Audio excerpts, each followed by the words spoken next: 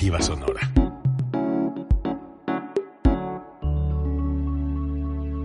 Código Libre.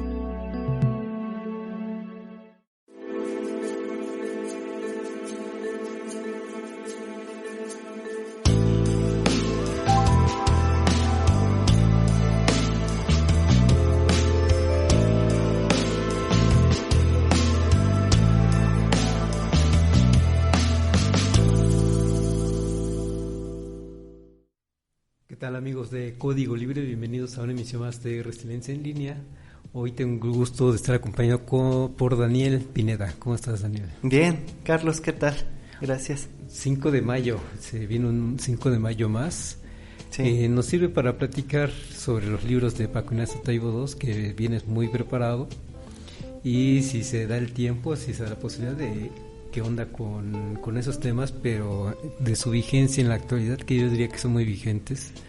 Pero sin forzar las cosas, vamos a platicar hoy especialmente reflexiones sobre este 5 de mayo. Y bueno, literatura hay al respecto abundante, no se diga en estos momentos donde ya incluso hay videos por todos lados también que sintetizan la información de lo que fue el 5 de mayo. Y tú eres un asiduo lector de la historia de México, así que qué bueno que estás aquí. Y gracias. Pues empezamos, Daniel, ¿por dónde empezamos? Bueno, pues este 5 de mayo es una fecha que no debe olvidarse. Yo creo que es muy relevante que se hable de la intervención y hacer una retrospectiva, ¿verdad? De esa palabra, que yo creo que es importante. Ahora las intervenciones pues ya no son con armas como fue en ese momento, de 1862. Ahora pues son a través de armas digitales, yo así lo veo. Y también pues a través de aquellos poderes, ¿no?, que manejan los medios o cuestiones económicas, ¿verdad? Haciendo retrospectiva a esas intervenciones, a esos deseos de conquistar territorios que ya se consideraban independientes de una corona. Bueno, se hace este esfuerzo imperialista europeo de querer conquistar a México en ese momento, ¿verdad? Y bueno, sí, se trata de una intervención francesa en ese momento. Los franceses demandaron una deuda, sí existía, pero no era de tales dimensiones como para invadir a una nación como la mexicana, como México, y vienen a desembarcar, vienen acompañados de ingleses, de españoles. Sí. Al final hubo una negociación con los dos países, pero no con el tercero, no con Francia, quien decide quedarse a invadir, porque su intención era precisamente imponer un nuevo imperio, además solicitado por los conservadores mexicanos. Así es.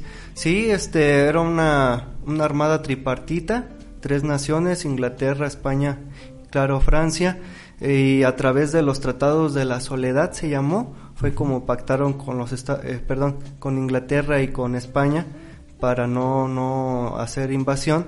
Y es curioso que se haya gastado más por la guerra, que duró tantos años, y creo que me parece fueron 4 años, a lo que se pedía de deuda, que era un monto mucho menor, ¿verdad?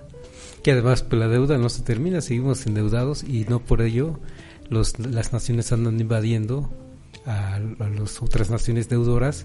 En este caso México, ¿cuánto no debe México?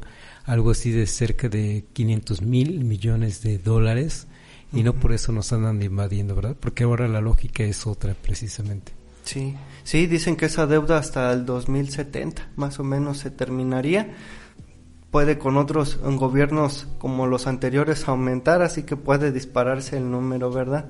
Ahora son otras las estrategias que utilizan estos gobiernos, pero bueno, diferente a la estrategia militar del momento, ¿verdad? Oye, ya te hemos invitado en realidad para platicar en otro momento sobre asuntos que tocan un poquito esa época de la intervención, porque te invitamos, estábamos haciendo memoria para hablar del natalicio de Benito Juárez el año pasado, y entonces algún aspecto, detalle que quieras destacar de lo que nos narra, en especial Paco Ignacio Taibo II a través de sus libros.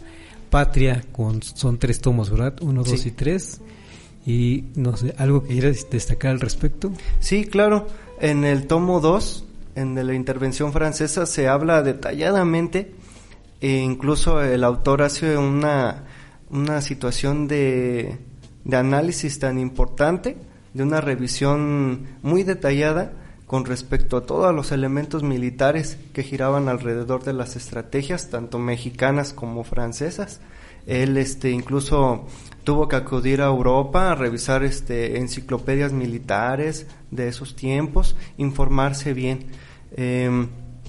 Incluso hay referencias tanto de los europeos como mexicanos, libros ya anteriores, donde se da fe y lista de las personas, de las municiones incluso, y claro, muchos autores que retomaban la vida de un personaje muy relevante de ese momento que se toma en el tomo 2 de la intervención francesa, que es Ignacio Zaragoza, ¿verdad? Un dato curioso que quiero platicarte es de que al momento de que él se iba a casar en 1858, no puede hacerlo porque tiene que ir a combatir una revuelta conservadora en ese momento, y le pide a su hermano Miguel Zaragoza, que le llaman matrimonio por poder en ese momento, y incluso se detalla allí porque el autor tiene que basarse en los autores anteriores que dieron fe de toda esa historia, sus cronistas por ejemplo, de Ignacio Zaragoza, y incluso detalla que el sacerdote se equivoca 2 veces preguntándole a la futura esposa si quiere casarse con Miguel. Y le pide de nuevo a la esposa que rectifique que es Ignacio. Bueno, es un dato curioso. El dato curioso también es que Porfirio Díaz también se casó así. Él estaba precisamente defendiendo, en este caso, la República, también de una intervención. Esto lo platica otro de los biógrafos de Porfirio Díaz. También se casó a distancia porque estaba ahí defendiendo a la patria de los franceses, y le pidió la mano a su sobrina, además que era su sobrina, como todo el mundo sabe. Sí. Y la sobrina le dijo que sí, que estaba muy entusiasmada de que sí fuera, y pues mientras tanto se casaron a distancia. Ya cuando termina la guerra de intervención, manda por ella, entra Delfina, me parece que a la ciudad de Puebla, y es cuando se reúnen ya como marido y mujer. Cosa curiosa también, funcionaba en ese momento, quizá funcionaría actualmente. Fíjate, nos vamos a casar a distancia. A distancia. Ya nos ponemos de acuerdo cuando nos volvemos a ver. Claro. Sí, este personaje es muy importante, ¿verdad? A veces dentro de la historia oficial, los discursos, los poemas, pues muchas veces nosotros nos pasa de largo el 5 de mayo, ¿verdad? Pero es un personaje que toma relieve en este acontecimiento tan importante. No mucho menos quiero sonar derrotista. Al año siguiente cae Puebla, en 1863, pero es una demostración, un ejemplo de que los imperialismos no la tienen tan fácil con los mexicanos. Estaban todos los elementos en contra, tanto para los mexicanos en cuanto a municiones, la situación de los soldados, su situación física, fisionómica, toda su situación de pobreza y precariedad. Sin embargo, en ello cabe destacar que Ignacio Zaragoza, al momento de arengar a sus tropas la madrugada del 5 de mayo, les dice una cosa, y me recuerdo que lo platiqué la primera vez que nos vimos, que como un ejército, que gran parte de ellos hasta eran novatos, se le iba a decir su general, que enfrente de ellos tenían al mejor ejército del mundo. Caramba, voy a decir, bueno, pues me hubiera dicho, pues anímense, pero tienen al mejor ejército del mundo. Y si era cierto, porque aquí nos habla el autor que ya estaban experimentados ese ejército, más o menos de 5,000 hombres. De los dos lados también eran más o menos 5,000 hombres, más o menos. Y hablaba de que ellos ya tenían la experiencia en África, por ejemplo, en muchas guerras que habían hecho con Asia. Entonces, caramba, dice eso, el mejor ejército del mundo, pero ustedes son los mejores hijos de México. Ignacio Zaragoza. Ignacio Zaragoza. Que emocionó, fue muy emotivo y entonces sí. Se lanzaron los mexicanos, sí, precisamente. La historia es conocida, la Gran Victoria. La Gran Victoria del 5 de mayo. Así es. Muy bien. Bueno, mientras estaba, recuerdo un punto que iba a comentar al respecto. ¿Qué más podemos comentar del libro? Bueno, esta historia, como saben, consta de 3 tomos. El primero habla a partir de la Revolución de Ayutla, y cabe destacar, y sí quisiera comentarlo, que muchas de las revoluciones a veces pareciera como un péndulo. Muchos autores lo manejan como Enrique Dussel, un gran ideólogo de la izquierda, importante intelectual, que giran hacia la derecha, hacia el reaccionismo, ser conservador, y hacia las libertades, hacia la revolución, ¿verdad? La revolución social. En este péndulo estaba inclinado hacia la derecha, con una oligarquía sólida, un clero que, alejado de las creencias espirituales, pues eran cuestiones materiales, ¿verdad? Muy sodificado, muy duro. Entonces, en ese momento, pues el péndulo empieza a caminar, ¿verdad? Y es a través de lo que inicia en esta historia, que es la Revolución de Ayutla, para quitar al dictador que era en ese momento, en esa parte de la derecha, López de Santa Anna, ¿verdad? Pasa esa historia, conocemos lo que quieren ahora previamente la historia oficial quitar, que era la Guerra de Reforma, y ahora decirle nada más la Guerra de los 3 años, pero no saber la palabra tan importante que era la reforma, ¿verdad? La reforma a las leyes, la reforma a cómo se casaban las personas, cómo se identificaba un niño, cómo los documentos administrativos cuando fallecía una persona, todo eso estaba controlado por el clero, y si no se era católico, el mexicano, pues saber a dónde enterrabas a tu familia. Era una cosa muy terrible. De la Guerra de Reforma, terminando esa guerra, no hay respiro para el gobierno, no hay respiro para los mexicanos, porque como tú lo dices, llega las 3 naciones a querer invadir, y bueno, esta historia, ese foco de luz que maneja el 5 de mayo, le demuestra a los imperialistas que no la tienen tan fácil con los mexicanos, y luego a continuación el imperio de Maximiliano, ¿verdad? Que fue una etapa de puras guerras, 15 años. Oye, no la tenían fácil los mexicanos. También hay que destacar 2 cosas.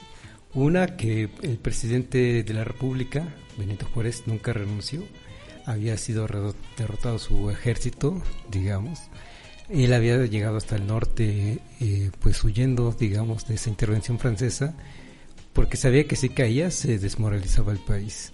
Bueno, también habría que ver si efectivamente se hubiera desmoralizado por completo, pero muy importante que nunca se entregó, y en ese sentido había un líder moral en esos momentos, reconocido por los mexicanos, al menos los liberales y los que querían a Benito Juárez como presidente, ciudadanos comunes que lo querían como presidente, lo reconocían como presidente, que no reconocían la intervención francesa, y ayudó mucho a que no haya renunciado, y es una parte vital en toda defensa, digamos, y eso aplica para todos los ámbitos, siempre que haya ese líder moral y esté dando la última batalla, el último respiro, así va a ser seguido por sus seguidores.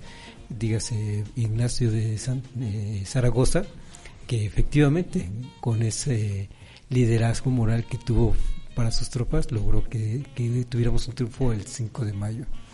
Y el otro también comentar que también es importante, que nos ayudó mucho que Estados Unidos, ya terminada su guerra de secesión, haya podido o haya dadose a la tarea de apoyar al gobierno mexicano, primero reconociéndolo y después apoyándolo incluso con la llegada de armas de una u otra manera, porque no era así como que un reconocimiento directo de Estado a Estado, digamos, una política abierta al mundo, sino que fue como un tráfico un tanto por debajo, digamos, del agua. Fíjate que las ideologías comparten, aunque no sean de la misma nacionalidad. En ese momento, en los Estados Unidos, por la Guerra de Sucesión, esa etapa donde existían los que apoyaban a Abraham Lincoln y los estados del sur, que eran característica del esclavismo en ese momento.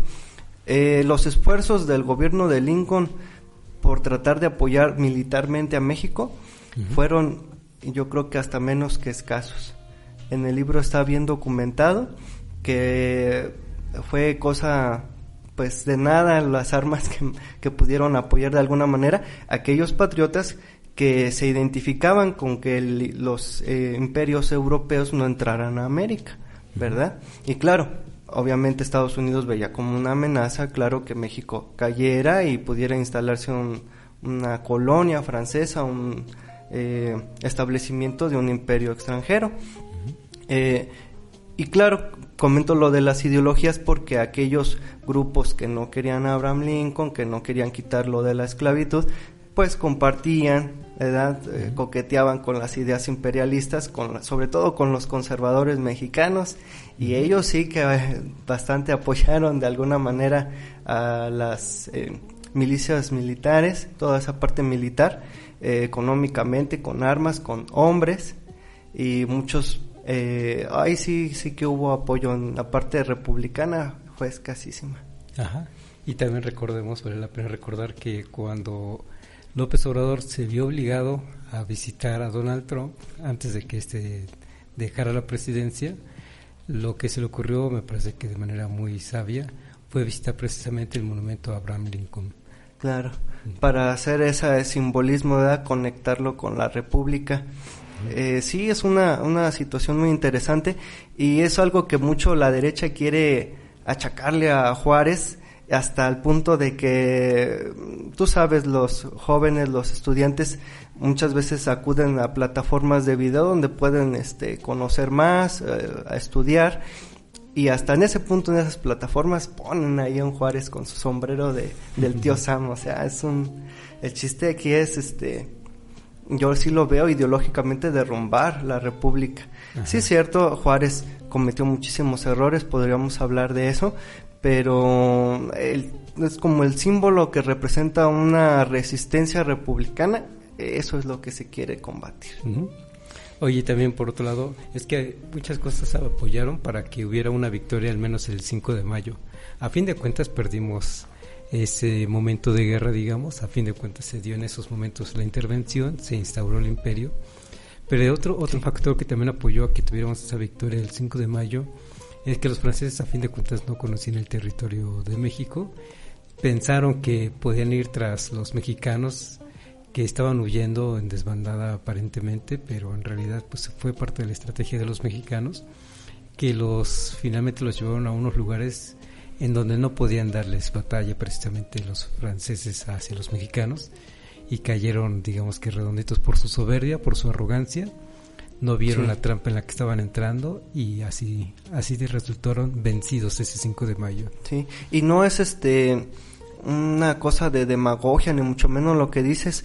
Está bien documentado que el conde de Lorenzés, que era general, comandante en jefe de esos 5,000 hombres en ese momento, le manda una carta al emperador, porque él entró por golpe de estado, a Napoleón III en Francia.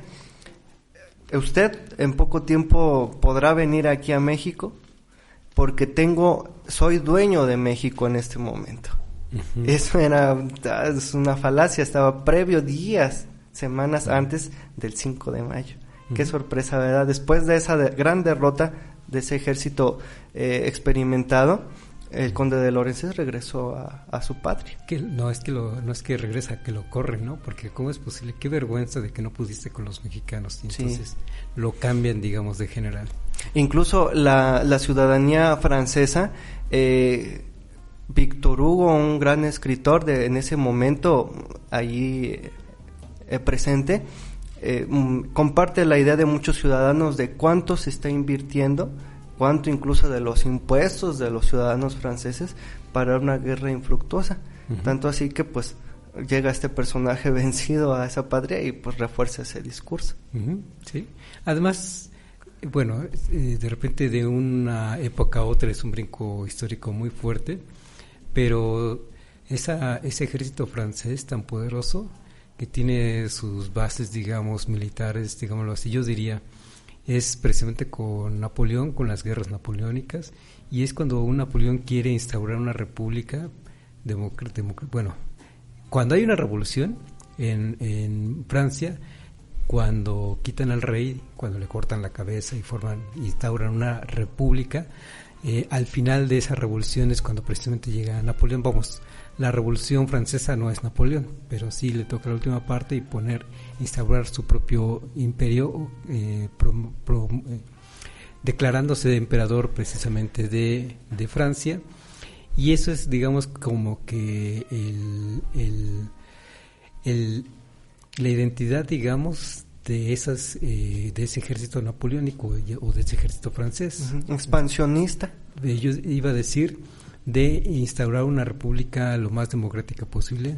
Y entonces, cuando años después, 1863, 62, 63, llegan a invadir a México, pues no hay justificación como para andar derrocando a una república precisamente. Claro, es lo del péndulo, es momentos democráticos, momentos de república, de representación popular, y los momentos donde eso se transforma. Y a veces yo creo que estudiando a fondo podríamos contestar esa pregunta, pero ¿en qué momento, verdad? De repente se convierte en una dictadura, una verdadera dictadura, como fue la de López de Santa Anna.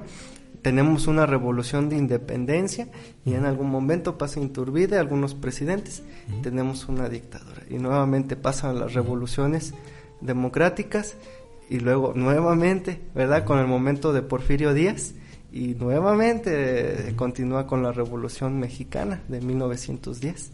Oye, ¿verdad? Y ahora que lo comentas, pues sí me queda la duda de cómo lo vieron los franceses, los ciudadanos franceses, esa intervención francesa. En lo personal no he leído cómo es que los vieron los franceses ciudadanos, esa intervención, que para mí pues es injusta, ¿no?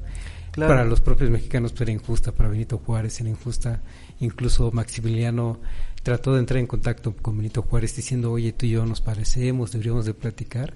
Y Benito Juárez, a pesar de que en lo personal reconozco que las intenciones de Maximiliano eran buenas, digamos, en lo que cabe, él no lo reconoció. Él dijo, tú vienes a invadir y yo no puedo aceptar eso. Claro, fíjate, bueno, como primer punto, yo creo que las arcas del gobierno francés ardía.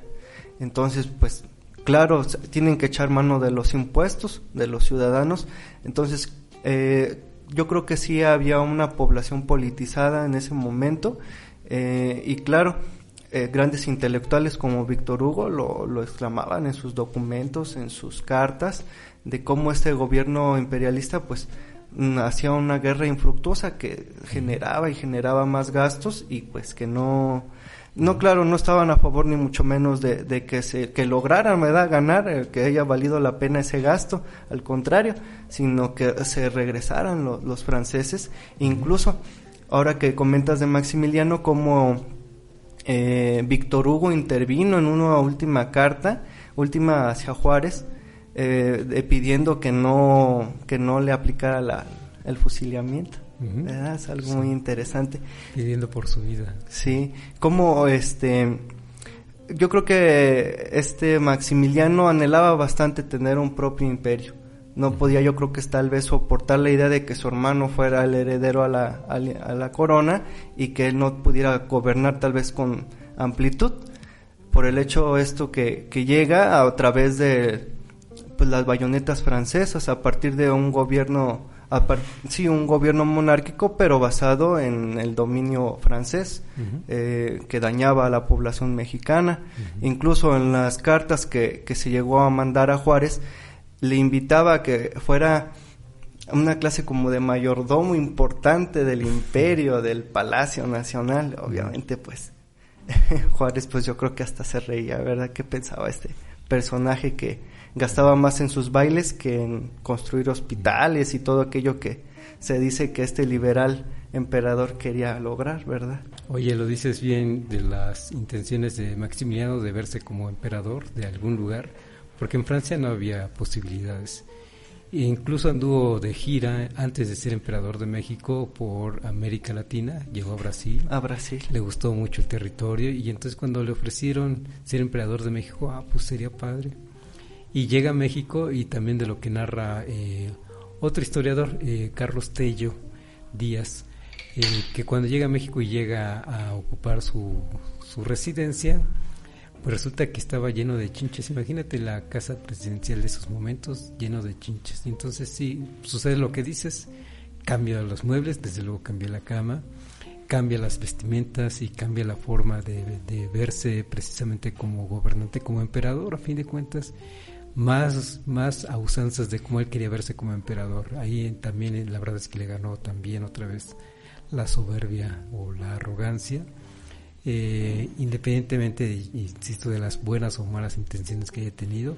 Yo le doy un voto de duda, digamos, no de confianza, de duda de si sus intenciones eran buenas o no. Ya eso lo podemos discutir, podemos no estar de acuerdo, pero estaba interviniendo, estaba invadiendo una nación soberana, y eso no, desde luego no se puede aceptar.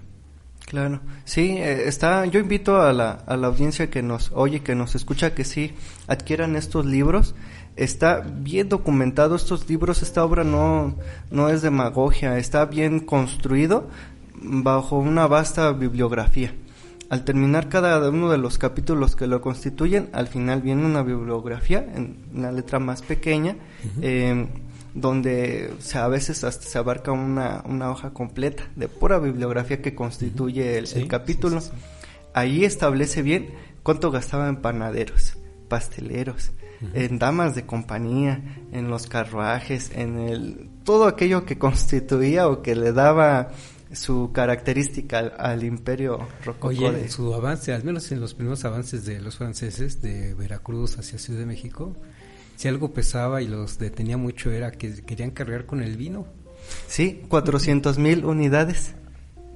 Sí, y 6,000 hombres. Fueron menos por las enfermedades en Veracruz. Ajá, no querían dejar cierto estilo de vida. Sí, eso es un dato muy interesante. Y eso les pasó a fin de cuentas, porque imagínate, no había carreteras en ese momento, las veredas las brechas eran pues muy difíciles de andar, y eran cargadas con mulas o a veces empujadas por los mismos militares, y pues no, se volvió muy complicado a estar avanzando de poco a poco.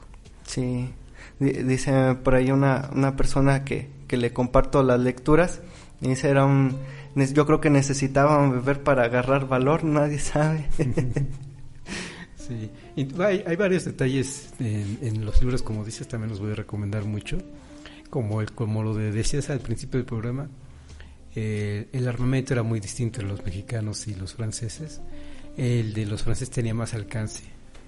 Sí. Los mexicanos se tenían que acercar más para poderles dar, y ahí también pesó mucho el armamento que tenían franceses contra mexicanos.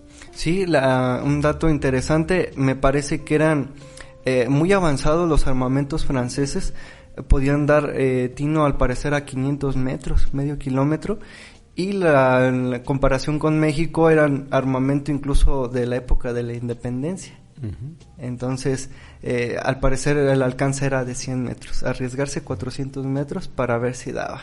Oye, y otro dato también doloroso para ambas tropas, porque a ambas tropas les pasó, cuando perdían una batalla, tenían que deshacerse del armamento para que no se lo hiciera su enemigo, tenían que destruirlo, entonces lo tiraban a los barrancos, lo destruían, lo quemaban con tal de que no se quedara en manos del ejército enemigo. Imagínate lo doloroso que debe de haber sido para ellos. Sí. ¿Otro dato de los libros, Daniel? Pues reiterar mi invitación a que los adquieran. Salen más baratos si se compran los 3, ya sea en las librerías electrónicas o asistir a la librería local. Uh-huh. En librerías, ¿verdad? Yo recomiendo mucho lo presencial, ir a la librería y comprarlos ahí, porque ahora todo se compra en línea. Sí. Fácilmente podremos pedirlo en línea por internet, pero yo también voy a recomendar esa experiencia de que vayan a la librería y lo compremos, porque además se nos pegan otros buenos libros que podemos ver por ahí, y siempre va a ser muy padre estar visitando una librería y estar comprando, que sea una tarde de libros, de compra de libros. Claro, y ahora que pues la gente se empiece a vacunar, se anime a vacunarse, lleguemos a un tiempo donde se puedan abrir las ferias del libro, ¿verdad? Que se acerque más aquí a nuestro municipio, y pues también, como dice, se vayan pegando uno que otro más libros que estos. Uh-huh. Oye, también iniciaste el programa diciendo que Las intervenciones también de repente están actuales, este asunto de las intervenciones ya no armadas, ya no directamente de intervención militar, pero a fin de cuentas hay intervenciones de época actual. Vamos a platicar un poquito también del asunto actual con México, qué pasa en estos momentos. Yo ando monitoreando, todos los noticieros posibles para ver cuál es su línea editorial, digamos. Y una de las que ando siguiendo, monitoreando, es CNN, porque va a pesar mucho de cómo es que nos ven en el extranjero. Yo siento que por ahora no nos ven a mal, todavía no nos satanizan como que somos una Venezuela. Uno o dos reporteros por ahí de repente sí quieren llamar la atención en ese sentido, y uno además de, como se dice, fuego amigo, señor Fernando del Rincón, con su programa que se transmite por CNN, sí, tratando siempre que puede, comparando a México con Venezuela. La verdad es que es el único, por ahí otro quizá, de CNN hablando. Pero al menos el resto, como cadena, como línea editorial de CNN, todavía no es, y esto es porque somos una democracia, me parece confiable para quién, para el propio Estados Unidos, que si Estados Unidos como Estado nos viera como una amenaza, digamos, para su democracia, y eso, una amenaza para ellos, es que no nos alineamos a sus estándares de comercialismo, digamos, o de capitalismo, o de forma de llevar las relaciones o los negocios internacionales. Entonces sí sería un problema, o seríamos un problema para ellos. Yo veo que no está siendo así, que ni el presidente de la República en Estados Unidos, ni congresistas estadounidenses se preocupan por ahora por lo que está sucediendo con México en términos de democracia. Los medios son otra cosa. Los medios, podemos hablar de varios en el mundo. El País es uno que sí nos da duro cada vez que puede. El Financial Times también de repente nos da nuestros llegues, pero como política de Estado todavía, es más, somos muy colaboradores. México, Estados Unidos, estamos siendo muy colaboradores, y ya ves tú lo que pasó recientemente. Nos otorgaron una porción de vacunas de parte de Estados Unidos que no la suelta. Sí, yo creo que en los Estados Unidos ahorita están tratando de lavar los platos sucios de su casa, ¿verdad? Sobre todo con el desastre que dejó en la cocina este personaje de Trump.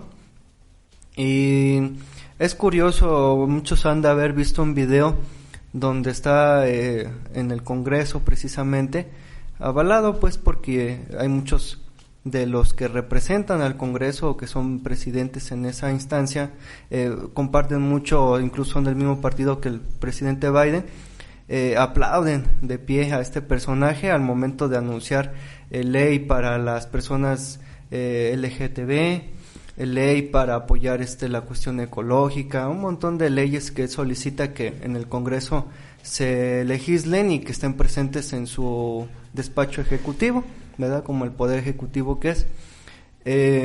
Incluso aumento en el salario, se habla en ese video, y bueno, lo enmarcan como un héroe, ¿no? ¿Verdad? De los Estados Unidos. Y muchas de las personas que comparten estos videos hablan que si el presidente López Obrador dijera todo eso, ¿cómo lo manejarían los medios? Lo harían con esa situación de aplaudible por parte de estos medios que lo hacen hacia Biden, tanto estadounidenses como mexicanos, porque es muy raro. Yo he visto de los que casi siempre atacan mucho esto de la cuarta transformación, la 4T, eso es malo, pero Biden dice vamos a apoyar a las personas LGTB, ya ahí es otra cosa, ¿verdad? Entonces, curioso, ¿no? Ese análisis. Oye, y en México, los medios de cobertura nacional, duro y dale, y están, como estamos en época de campaña, ya nos quedan que menos de un mes para que se den las elecciones, están con todo, tratando a fin de cuentas de hacer ver a su conveniencia que aquí lo que menos vivimos es una democracia. Para ellos somos una autoritarismo pleno, y ahora recientemente lo tocó incluso al presidente de la Suprema Corte de Justicia, Arturo Saldívar. Sí. En estos momentos como que la daga está dirigida hacia Marcelo Ebrard, precisamente por la caída del metro en Ciudad de México, Y la verdad es que si hay una persona que en estos momentos puede estar peligrando en cuanto a puesto político o puesto público, es precisamente uno de los mejores evaluados en México por lo que encabeza en la vacunación para México, para los mexicanos, además haciendo giras internacionales para traer vacunas a México para asegurarlas. Marcelo Ebrard, un presidenciable, uno de los presidenciales de los más fuertes en estos momentos, y la verdad es que sí peligra, porque él en su periodo, ya al cierre del periodo, fue cuando se inauguró esta línea 12 del metro, que de reciente se cayó, antier se cayó, el domingo, ¿verdad? Si no me equivoco. Sí, me parece antier, ok. Sí. Y aunque no le toca del todo la culpa, digamos, porque al siguiente gobierno, Miguel Mancera, tuvo serios problemas también con esta línea, incluso la cerraron, si recordamos, poco más de año y medio, porque estaba en remodelación, que porque no quedaban derechas las vías, una cosa así, estuvo cerrado por año y medio. Y mira, ahora es una línea prácticamente nueva, de 2012, y se cae. Ahí sí hay problemas importantes de por qué se cayó, habrá que averiguar, pero también de por medio están los constructores, y de constructores, según veo, hay un personaje que también tiene toda mi empatía, mi simpatía, Carlos Slim, por su perfil como personalidad, como persona, que bueno, aquí no vamos a emplear mucho, pero a fin de cuentas también por ahí puede ir cierta responsabilidad, o mucha de la responsabilidad, porque él fue uno de los constructores de esta línea del metro. Sí, como en esta democracia intervienen muchos elementos, yo creo que yo siempre he tratado, yo creo que es muy difícil sintetizarlo, pero verlo como una obra de teatro. Por eso a veces yo pienso que le dicen actores políticos. Como en esta obra de la democracia se trata de mostrar o de defender, el presidente incluso lo dice, y pues parezco poco imparcial, ¿verdad?, al decir que lo dice el presidente, pero yo siempre he dicho que es también como un ideólogo, un intelectual. Él habla de la incipiente democracia de nuestro país. Y si lo vemos de manera muy general, vemos que no faltaba más que 30 años de cumplir 100 en el poder de un solo partido, ¿verdad? Ver que 12 años el siguiente partido que no cumplió con el famoso cambio, y de repente nuevamente regresa el que tenía los 70 años, ¿no? O sea, ¿qué clase de democracia tenemos en México? O sea, ¿de qué se trata todo esto?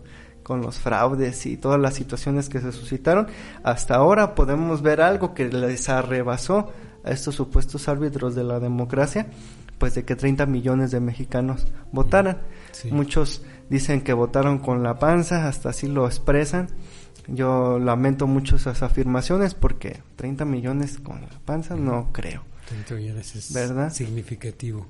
Que en esta situación hasta los que le llaman el cuarto poder, la prensa, los medios, también tratan de jugar un juego sucio, donde supuestamente ellos hablan de ser paladines de la democracia o árbitros incluso, pero también forman parte de las agendas de aquellos que son jugadores, ¿verdad? Oye, dijiste algunas cosas por comentar.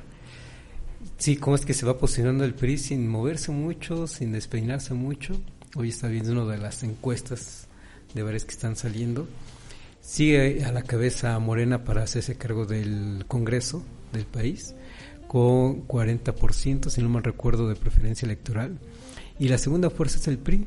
Yo pensaría que podría ser el PAN el que capitaliza todo esto, después de la friga que le dieron al PRI hace 2 años, hace 3 ya. Pero no, la segunda fuerza es ahora el PRI con 20% de preferencias electorales, y el PAN se va al 15%.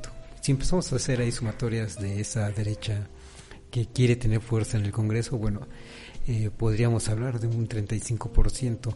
No, las sumas no son tan directas, pero a fin de cuentas me llama la atención que el PRI puede capitalizar todo esto.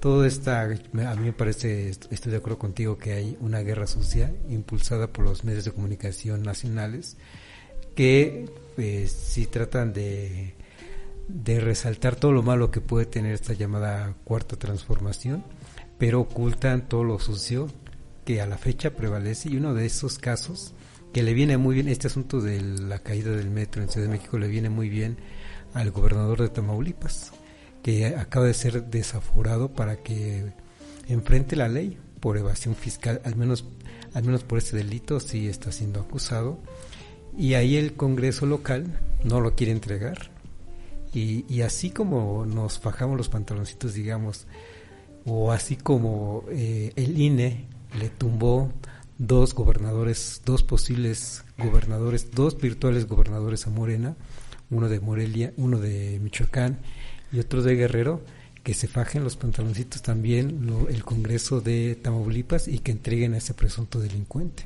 Claro, sí.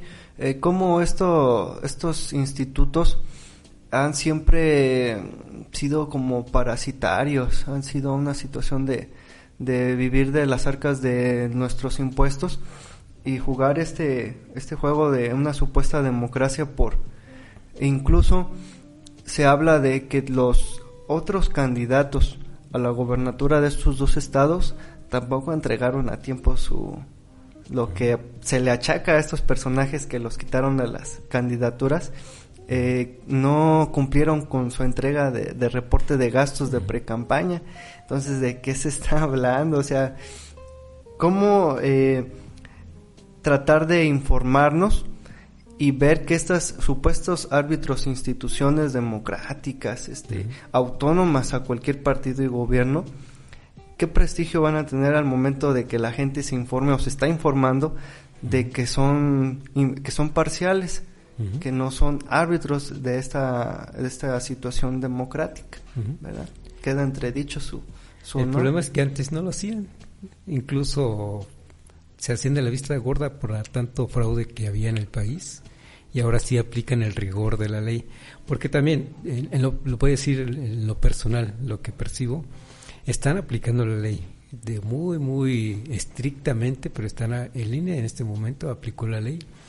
Y no veo otra más que sostenerse, y eso lo comentamos en algún momento con otro invitado. Ya tomaron esta decisión de quitarle estas dos candidaturas, ahora se tiene que sostener no solo el INE, sino el sistema electoral mexicano, porque si no queda entredicho precisamente este proceso democrático, y entonces el INE se sostiene y no le quedó otra más que la Suprema Corte de Justicia, que primero quiso devolver la bolita, no quiso asumir la responsabilidad. Pero si la ley dice que si no entregas, pues tienes que ser cancelada la candidatura de la persona que no entrega cuentas, así lo dice la ley y así se aplicó con rigor, digamos. Yo voy a decir, y te digo, es una presión personal, órale, vamos a sujetarnos a la ley como tal, pero que quede entonces ese antecedente, que quede planteado ese antecedente, porque así va para todos, digamos.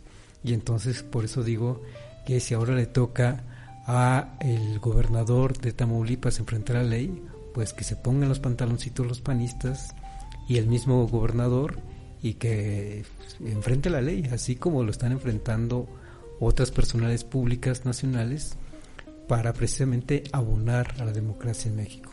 Sí, claro, lo vemos.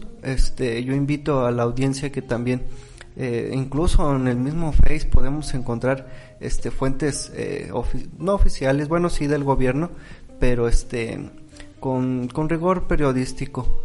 Es cuestión de ser selectivo, checar que incluso se está solicitando que una empresa suiza sea la que se encargue de las investigaciones de la tragedia que aconteció en Ciudad de México. Bueno, ya ahí habla de una institución que yo creo que está por demás que sea autónoma al gobierno de México, y que se diga por la propia palabra de Marcelo Ebrard, de Claudia Sheinbaum, de que caiga quien caiga, ¿verdad? Sí. Entonces, igual eso que comenta sobre el que se hace la víctima y que incluso está con el crimen organizado, el de Tamaulipas, caray. Entonces, siempre es como eso mismo de ser actores y de que aprovechar cualquier cuestión de las campañas para promocionar. Y claro, yo desde que supe tarde lo que aconteció en México, yo más que pensar en lo que tal vez cualquier ciudadano pudiera haber pensado por las familias, lo que aconteció, inmediatamente pensé, esto lo van a aprovechar, incluso hasta van a hacer así las manitas, los opositores, decir, ahora qué bueno que nos salió esto, porque lo vamos a usar a nuestro favor. Ya no el dolor, las familias, la tragedia, no, eso no importa. Aquí dice incluso Abraham Mendieta, uno de los que más golpean, ¿verdad?, porque informa a la gente, dice que descaro, 12 horas después del acontecimiento ya estaban haciendo en ese lugar spots para el PAN. Caramba, o sea, ¿de qué estás hablando? ¿Cuál es la...? Lucrando con la desgracia. Con la desgracia. Tanto así que ya salió al parecer el día de hoy un cartón, así le conoce la caricatura política, donde aparece incluso una imagen caricaturizada del desastre, y en la parte superior una área azul con un círculo blanco y unos buitres tratando de asimilar las siglas de ese instituto. Oye, y ayer una protesta montada, visiblemente montada, de protesta por precisamente la caída del tren, con un grupito de personas embosadas, sin mostrar el rostro, con la cámara de Milenio cerrada, no abierta para que no se vea que no son muchas personas. Es un montaje con la intención precisamente de aprovechar este momento. Si me permites agregar, Rafael Barajas, el Fisgón, es también importante ideólogo, no solamente caricaturista de la política, habla sobre los golpes blandos, que es una estrategia, eso es una de las primeras estrategias de la derecha por tratar de derrocar gobiernos legítimamente elegidos, y dentro de esos golpes blandos incluye a los medios de comunicación que aprovechan situaciones para estar, ahora sí que ¿qué calidad moral tienen esas personas de no ver por la tragedia, por las personas? Bueno, tenemos tantos millones, de esta manera vamos a apoyarlos. No, el chiste es golpear a López Obrador. Oye, y en aras de esa democracia, pues como lo dijiste, ya anunció Claudia Sheinbaum, ya anunció el presidente López Obrador, no se va a encubrir a nadie, se va a decir toda la verdad de lo que sucedió, va a haber responsables, y el mismo Marcelo Ebrard se presentó en la mañanera y dijo, aquí estoy, si yo tengo algo que aclarar o enfrentar, aquí estoy. No se ocultó ni se echó a correr, ahí está. Yo veo como que es la persona que va finalmente a recibir todo este golpe fuerte, el más fuerte, digamos. Quizá esa cuarta transformación pierda a uno de sus mejores hombres, pero ese proyecto de la cuarta transformación no es una sola persona. Lo mismo lo diría para los gobiernos de Guerrero y los gobiernos de Michoacán. Esa cuarta transformación no son esas personas nada más, es todo un movimiento tan fuerte, digamos, que aún con que no había reconocimiento del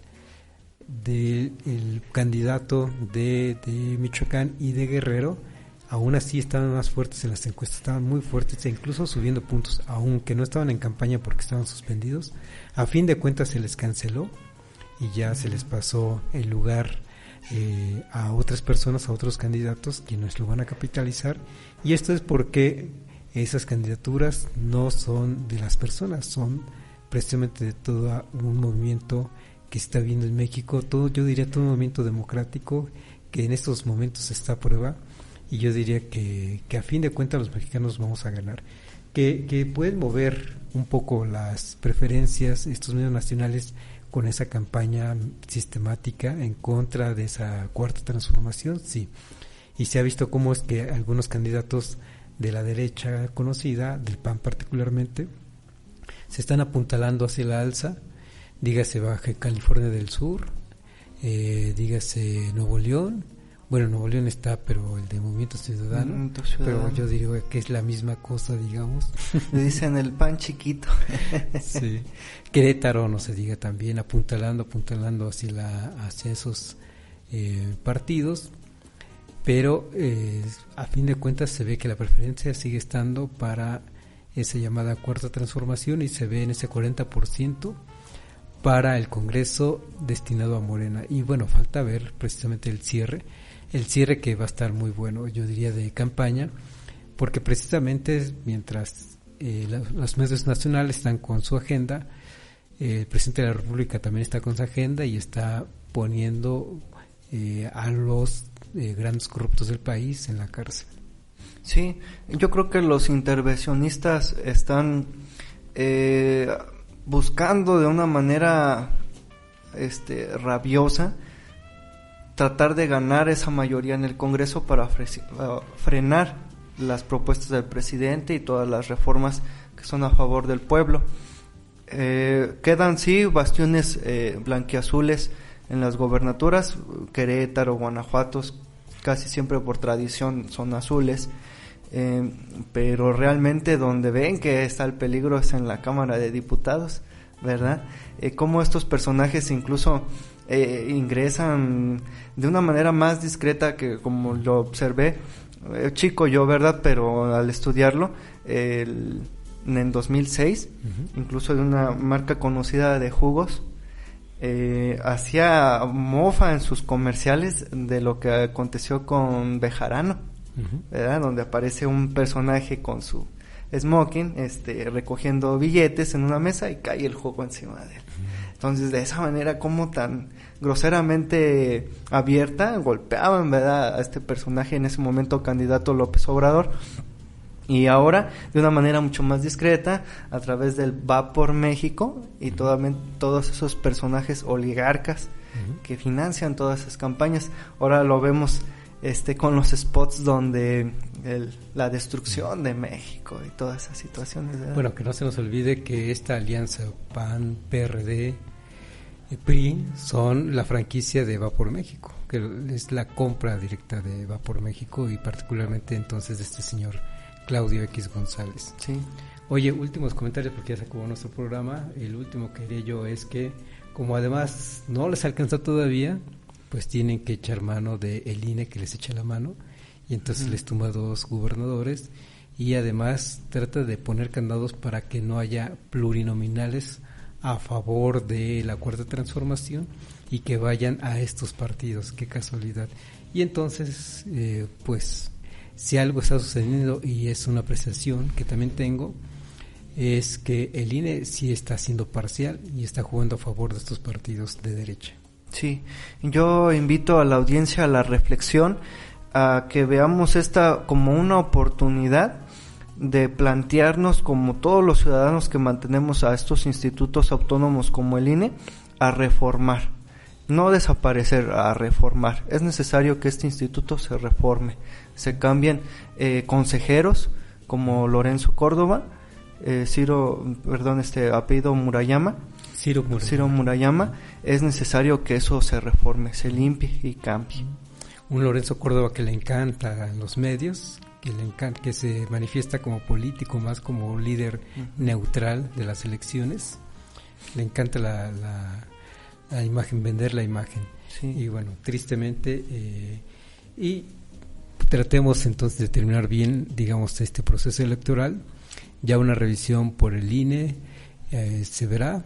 Se supone que se ha venido reformando mucho, que tenemos un super INE, y de hecho una de las reformas fue haberse transformado precisamente de Instituto Federal a Instituto Nacional Electoral, pero luego las personalidades son las que ahí persisten, y como lo dijo Quien Batres, recordemos, tomemos nota de que el próximo candidato en futuras campañas electorales va a ser Lorenzo Córdoba, y no lo dudo que de repente termine como uno de los candidatos del PAN. Sí, también pues invito a la audiencia que compren los libros, acudan a su librería aquí en lo presencial, con todas las medidas, y no olviden que somos los mejores hijos de México. Uy, esa frase me gustó, somos los mejores hijos de México, y en este proceso democrático la patria nos necesita, y vamos a trabajar de manera asertiva, de manera serena, sin que se nos caliente la cabeza. Estamos a prueba, votemos de manera libre, también hay que decirlo, libre, secreta, pero con plena conciencia de que ese voto que vamos a emitir tiene consecuencias para precisamente esa democracia que estamos construyendo. Y gracias, amigos, gracias, Daniel, por habernos acompañado, acompañado. Gracias como siempre a Gerardo, a Jaime, a Felipe allá en cabina, y gracias a ustedes por habernos acompañado. Nos vemos en la próxima.